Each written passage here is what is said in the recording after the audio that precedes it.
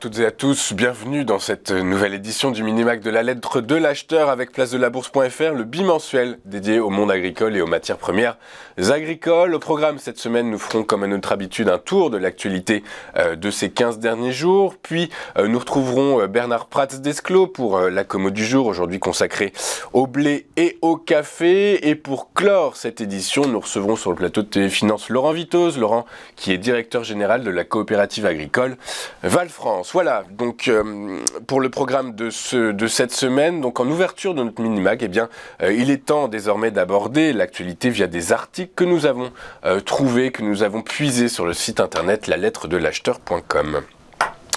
Et on commence avec les exportations ougandaises de café qui ont diminué de 8% en volume en avril par rapport à la même période l'an dernier, en raison de la sécheresse et de la baisse des expéditions vers le Soudan, et ce en raison du conflit, a déclaré l'organisme de réglementation du secteur.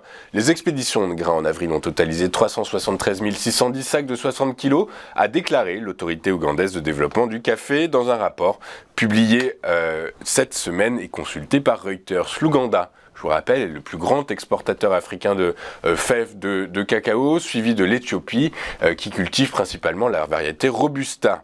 Or, le Soudan est depuis longtemps l'une des principales destinations des exportations de café ougandais, mais les expéditions vers le pays ont chuté de 18%, des exportations totales en mars à 11% en avril, a indiqué l'UCDA. Je vous rappelle qu'un conflit a éclaté au Soudan le 15 avril entre l'armée et les forces paramilitaires de soutien rapide.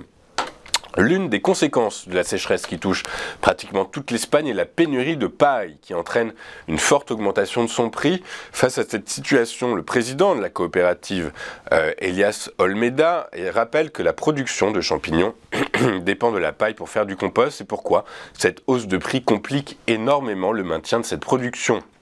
Plusieurs facteurs expliquent cette situation, la sécheresse, la guerre en Ukraine, les prix des carburants et de l'énergie, principalement le gaz, qui entraîne l'utilisation d'un plus grand nombre de sous-produits tels que la paille pour produire des énergies renouvelables. De plus, les pays du Moyen-Orient ont augmenté leurs achats de paille pour nourrir leurs animaux. Un autre facteur est que le transport de la paille était autrefois plus complexe, mais qu'il est aujourd'hui des milliers de tonnes, mais qu'aujourd'hui des milliers de tonnes peuvent être transportées par voie maritime.